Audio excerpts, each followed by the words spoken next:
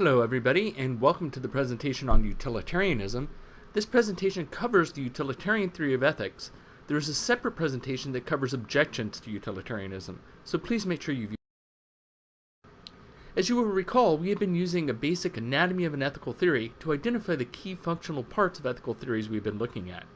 As a reminder, each ethical theory has the following two major parts. The first part is a concept of the good. What is considered morally good under the theory? Often the good under a moral theory is just one thing, though it can sometimes be a set of things. Then there is a justification of why the good under this theory should be considered the good. The second part of the method is for figuring out what the good decision, action, attitude, and so forth is. In other words, a methodology for how to be morally good. Then finally, there's usually a justification of this, though sometimes it is pretty straightforward.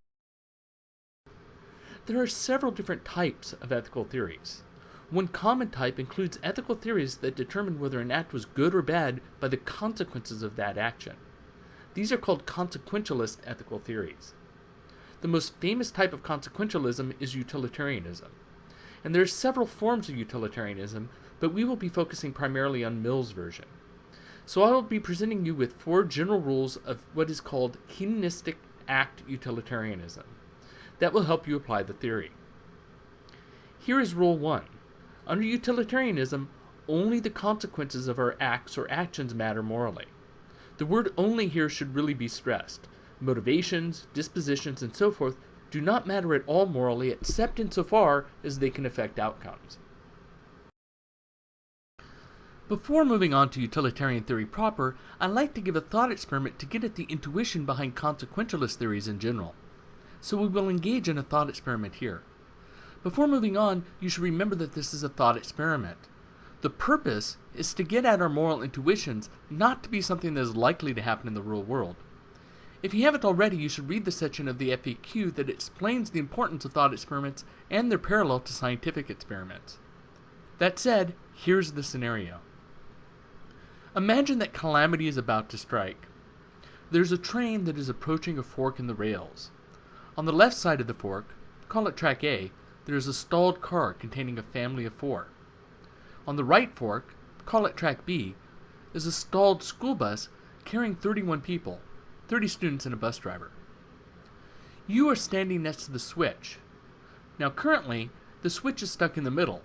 As it is, the train will go off the rails if you do not flip the switch towards track A or track B. If the train does go off the rails, everybody on board the train will die, but the train will not hit the bus or the car. The train, though, is carrying 100 people. If you flip the switch towards the car or bus, only the people in the car or bus will die, whichever is hit. Since the train is so large, the people on board the train will be unscathed. So you are faced with essentially 3 options. You could do nothing and let the train go off the rails, killing everybody on board. You could direct the train to track A towards the car, in which case all 4 people in the car will die, but the people on board the train will be unhurt. Or you can direct the train towards the bus, in which case the 31 people on board the bus will die, but again everybody on the train would be fine. Given your options, what do you decide to do? Have you thought about the question? If not, feel free to pause the presentation to think about it. Have you reached a decision? Given this scenario, there are always a few people who let the train go off the rails. Their moral reasoning is usually that if they flip the switch, they would be killing either 4 people or 31. But if they do nothing, they are not killing anybody on board the train. Instead, they think of themselves as merely letting the people on board the train die, since they were going to die the way things were anyways. Whether or not there is a moral distinction between killing and letting die is a hotly debated topic in ethics, and many issues write on it, such as euthanasia. But that is all we will say about that for the moment. If you are like most people, though, you decided to direct the train towards the car. The moral reasoning for this is usually that, while it is a bad thing to let the people in the car die, it is less bad for 4 people to die than for 31 to die, all other things being equal. One would have to really hate school children to want to direct the train towards the bus. Nobody ever picks that option seriously. Usually when I run this thought experiment in a class of 30 to 50 students, there are one or two who would do nothing and let the train derail, and everybody else directs the train at the car. You're probably doing something more sophisticated here than just counting bodies. You can see this if we change the situation slightly. Let's imagine that it isn't a school bus on the track anymore. Instead, imagine that on the track is a prison transport bus carrying 30 people who have been found guilty of highly recidivistic crimes. Recidivism means that they are likely to do it again. Murder doesn't actually usually fall into this category. Most murderers do not murder again unless they are psychopaths or hitmen. Instead, imagine that the bus is full of people who have been convicted of crimes like rape and arson, which are more likely to be repeated upon release. Imagine that you know something about the people in the car as well. It isn't just an average family of 4 in the car. Instead, the car contains a priest and a nun carrying 2 orphans they are helping. One of the orphans is a genius, and they are both good-natured. Now ask yourself the question again. Which track would you send the train down? Usually when I ask a real-time class this, the class gets split about 50-50. It isn't necessary that one changes one's mind with the altered scenario. But what is important to note is that you probably feel more likely to send the train down towards the bus, even if that is not the way you chose to go. Why would you be more likely to do so in the second scenario? There's the same number of people in both the bus and the car. Your reasoning probably includes something to do with long-term consequences. The people in the car are likely to continue to do good things to help people, and the people in the prison transport are likely to cause more pain and suffering in the future, at least more likely than 30 average people. What is important to notice here is the importance of the effects of likely consequences on your moral reasoning. Here is a utilitarian problem from a Batman movie. You can click on the image to open up the video in YouTube and click back once you are done. I will count down from 5 to give you a moment to do so. 5, 4, 3, 2, and 1. Okay, now back to utilitarianism. As mentioned, utilitarianism is a type of consequentialist theory. One feature of consequentialist theories in general, and utilitarianism specifically, is that these theories are forward-looking. This is to say that when calculating whether or not it is moral to perform an action, the theory says that we ought to only consider the effects that our action will likely have in the future. Things that happen in the past are only relevant insofar as they might help predict what will happen in the future.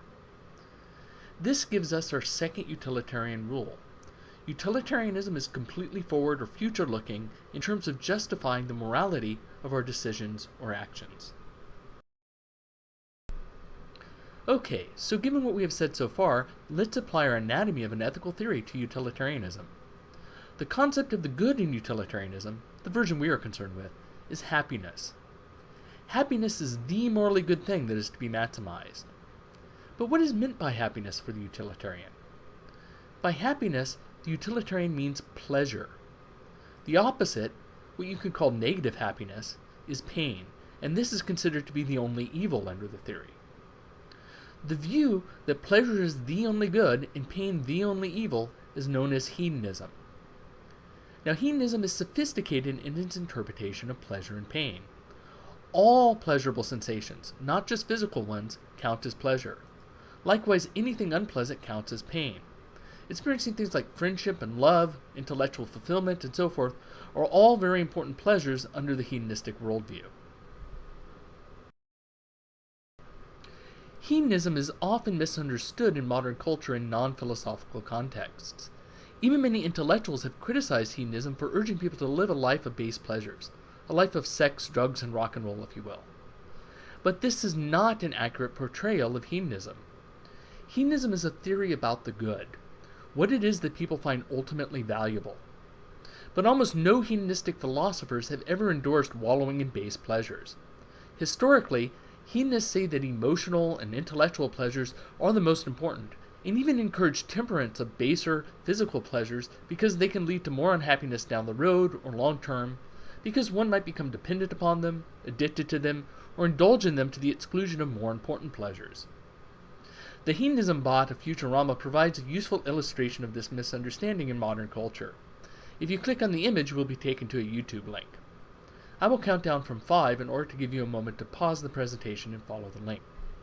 5, 4, 3, 2, and 1. Now back to utilitarianism. Utilitarianism in ethics refers to any theory that tries to maximize some type of good consequence. As mentioned before, there are several types of utilitarian ethical theories. One might try to maximize freedom of choice, or beauty, or any number of other things. For the remainder of this discussion, however, utilitarianism will refer exclusively to the most common kind of utilitarianism, hedonistic act utilitarianism, in which happiness, to be understood as pleasure, is the good that is to be maximized.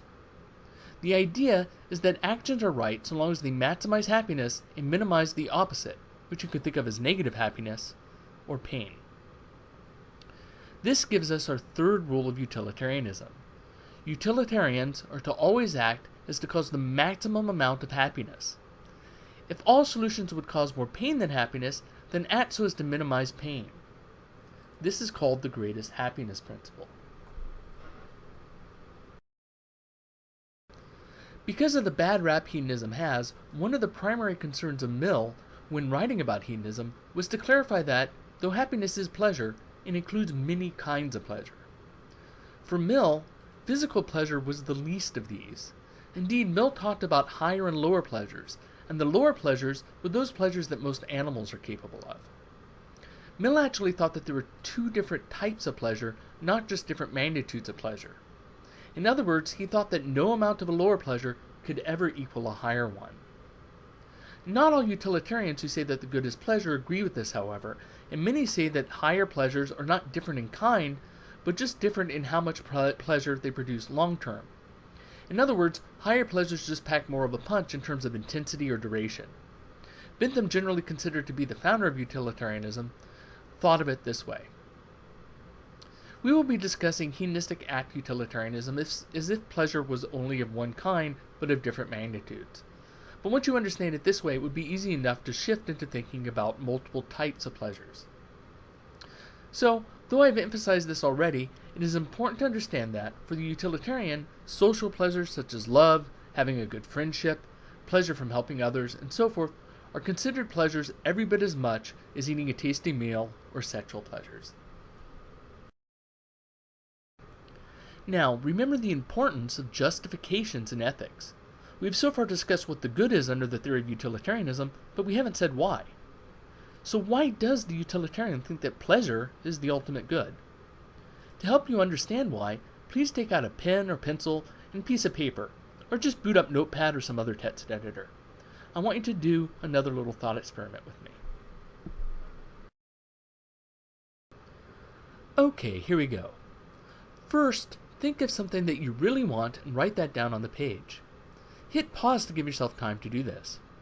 You can imagine you can have anything you want. Pretend you had a magic genie, but with only one wish. And of course, don't wish for something like more wishes or to have the power of a genie yourself.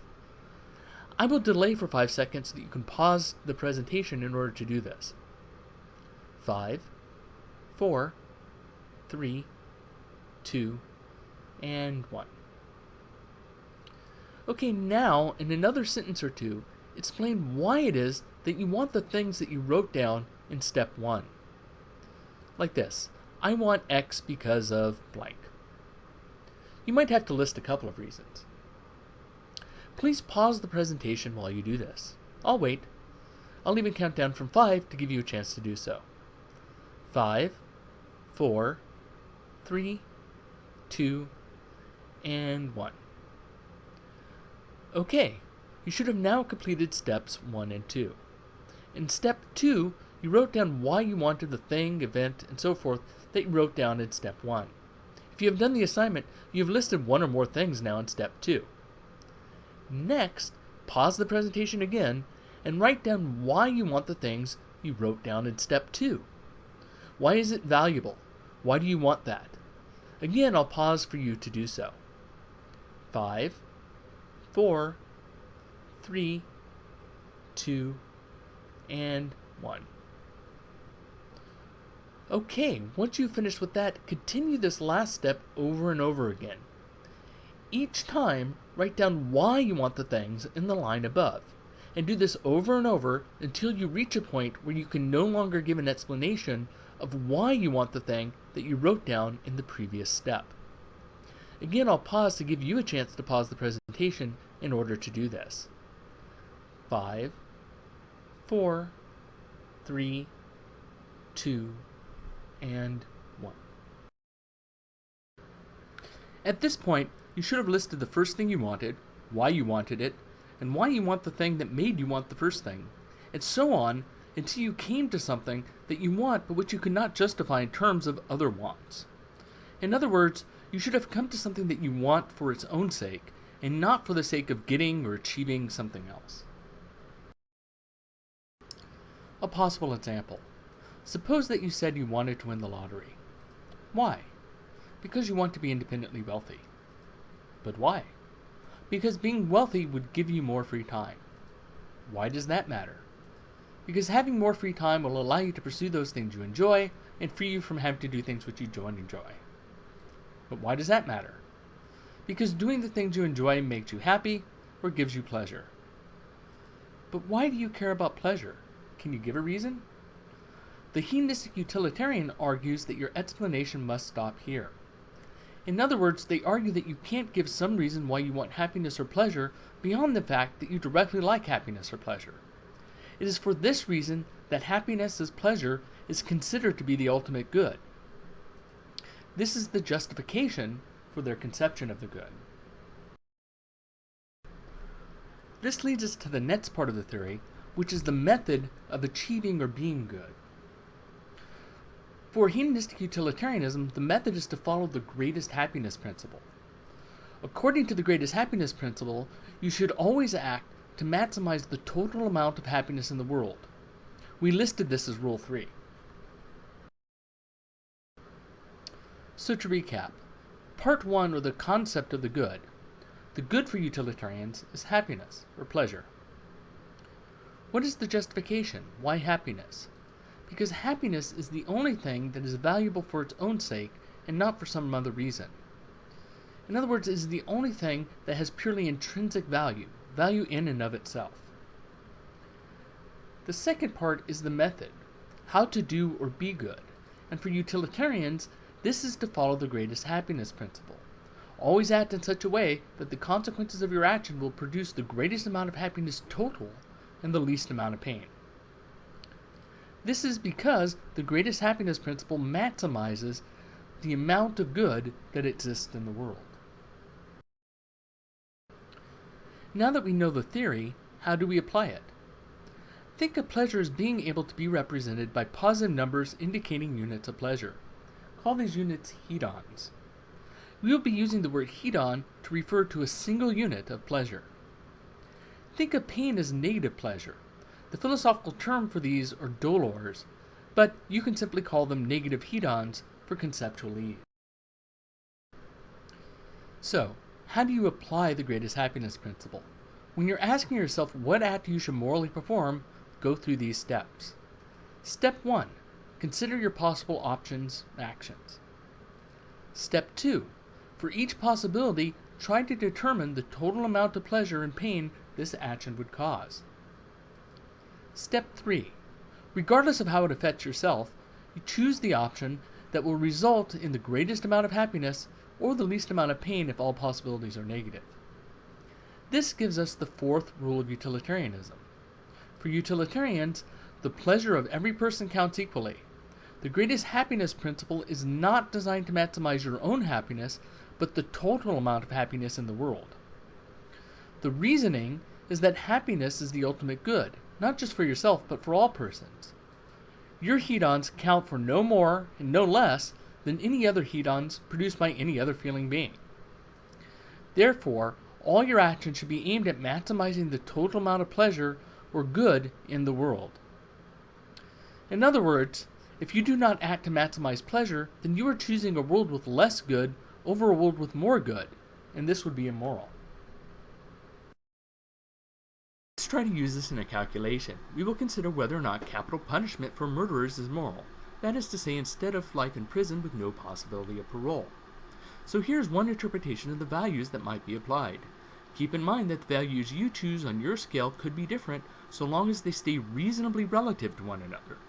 So if a painful death is minus 1,000 hedons, then breaking a leg shouldn't be minus 200 because one would probably prefer to break one's leg 5 times to having a painful death. We have two columns, to use capital punishment or not to use it. So let's compare. We said the suffering of the executed was minus 1,000 hedons. If you don't have the death penalty, the convict is not killed. So no hedons are lost. Under use, we also have satisfaction to the victim's family. Plus, we say plus 50 hedons per family member, and say that there are 4 family members on average. So we call that 200 hedons. There's no such satisfaction if there is no execution, so there are no hedons associated for this factor if there is no use of the death penalty. However, one should immediately consider that the family of the executed individual would be saddened at the loss of a family member as well. This might be more extreme because the death of a murderer doesn't bring back a family member, but the murderer's family is actually losing a loved one. For the murder victim's family. For the sake of argument here, let's just say the murderer's family is actually losing a loved one. Again, 4 family members would make it minus 200. For the sake of argument here, let's just say that they're having the death penalty. Again, 4 family members at 50, call it minus 200 hedons. There's no loss for not having it. With the death penalty, there's no possibility that the convict will escape and murder again, so that would count for something. Now, a death, we said, was minus 1,000, but the odds of a convict escaping and then killing again are very, very slim. Remember that you need to divide the value of something by the likelihood of the consequence occurring. So the odds of somebody escaping are, let's say, 1 out of 1,000, and they're probably much worse than this. So, not using the death penalty only carries a minus 1 hedon penalty. The biggest consequentialist reason usually given for the death penalty is the argument that deters other potential murderers. Let's suppose that executing one person would deter 2 future murderers. This is a questionable assumption, as we will see in the death penalty section, but let's assume that it's true for now. Then that would mean that not using the death penalty would carry minus 2,000 hedons because of those deaths. So, using the death penalty has a value of a negative 1,000 hedons, while not using it has a value of negative 2,001 hedons. The result, then, is that we should use the death penalty. It is important to note, though, that the calculation would go differently with different assumptions, and that 2 utilitarians who disagree could be brought into agreement through empirical research. This is one nice thing about utilitarianism. Utilitarians who disagree about a course of action agree on the principles to be served. What they disagree on is the resulting consequences of that action. This can often be resolved through scientific measurement. Once they figure out what the likely consequences are, then they can often be brought into agreement as to what action will bring about the most total happiness. So, given that point, here is another interpretation of how a utilitarian might evaluate the death penalty. Let's assume that it turns out that the death penalty doesn't deter any murderers, and also that it doesn't promote any murders.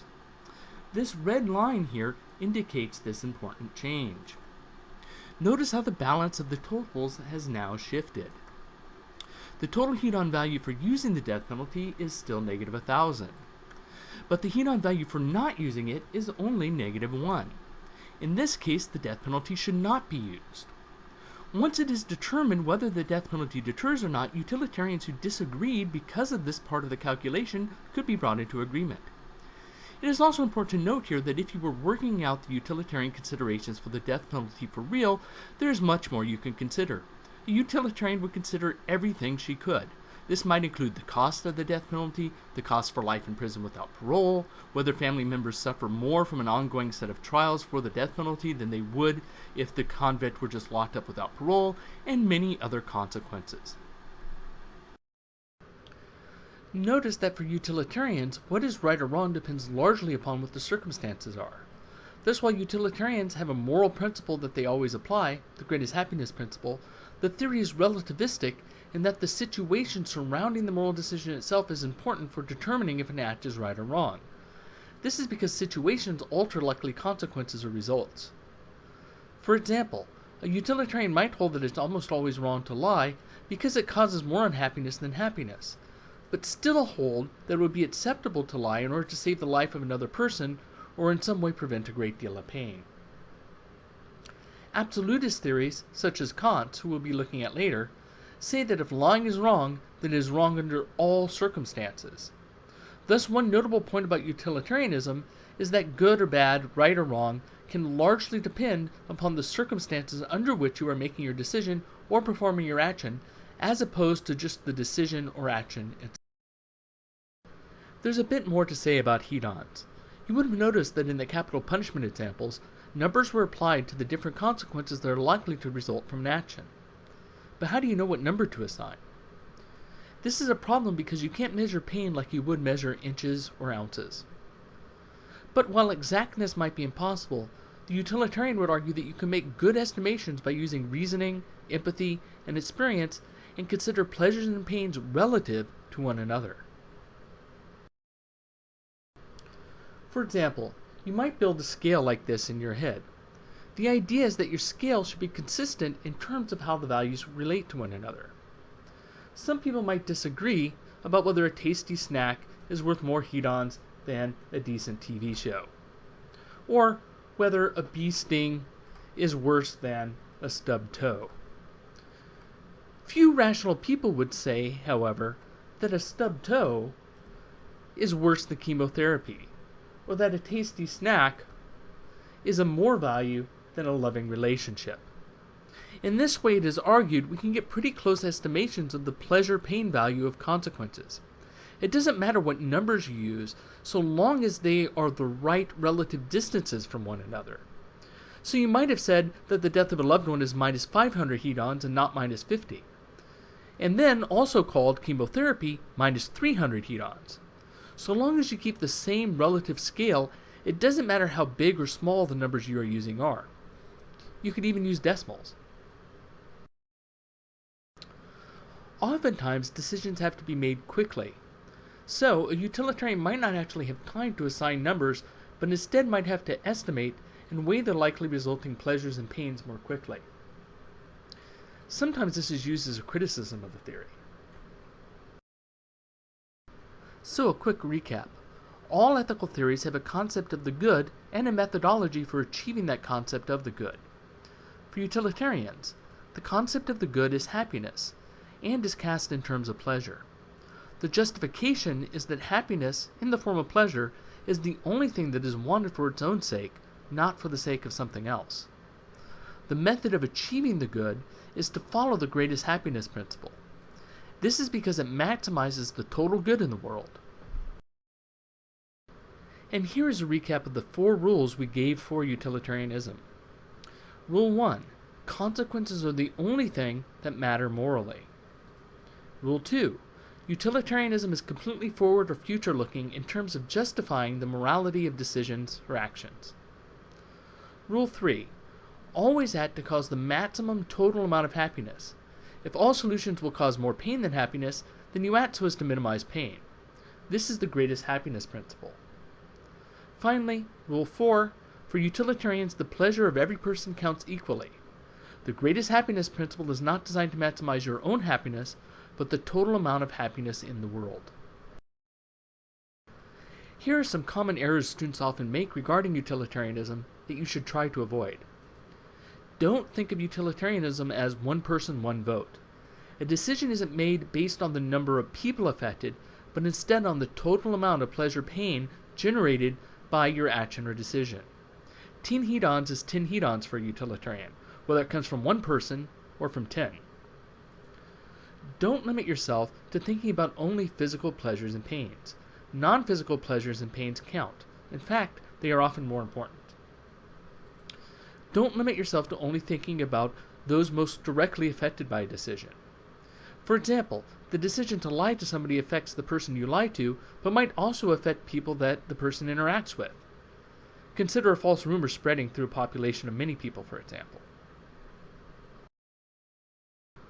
Finally, here are some useful tips for reasoning like a utilitarian. Always make sure to consider long-term consequences. Also, multiply consequences by the odds of the consequence actually occurring. An event worth 10 hedons that only has a 50% chance of occurring, for example, would only be worth 5 hedons. Even a very small amount of pleasure or pain multiplied by a very large number of people or beings can add up quickly. And remember that the source of pleasure or pain does not matter. This means that animal pain and suffering can count as well. That concludes this presentation on utilitarian ethics. Remember that objections to utilitarianism are covered in another presentation. I hope that this has helped you understand some of the details concerning utilitarianism that were not all specifically stated in the readings. Until next time.